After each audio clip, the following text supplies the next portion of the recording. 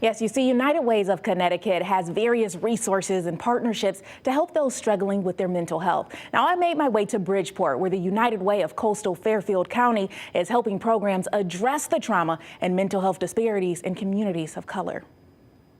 Trauma shows up in many different ways.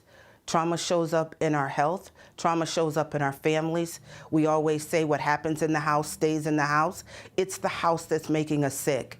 Reverend Nancy Kingwood says the pandemic heightened that trauma for Black people while also uncovering a harsh reality.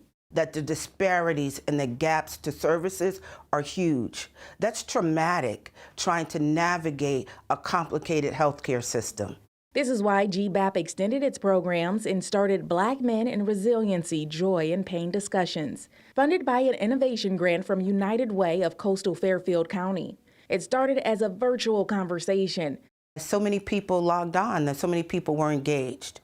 And a lot of the trauma experiences started to surface even in that first conversation. Now the conversation has transitioned to in-person, which helps Black men like Lonnie Spalding with tools, resources, and a safe space to address untreated psychological stresses. I could come off the corner, come off the block, and sit down with other Black men and say, hey, I experienced violence, I lost a parent, I have an incarcerated spouse or somebody that's in prison. But to be able to come there and talk about it, there's nothing like it. Kingwood emphasizes that the United Way has helped move this program forward because it realizes the importance of equality and equity. They understand that Black and brown communities need additional services and need help.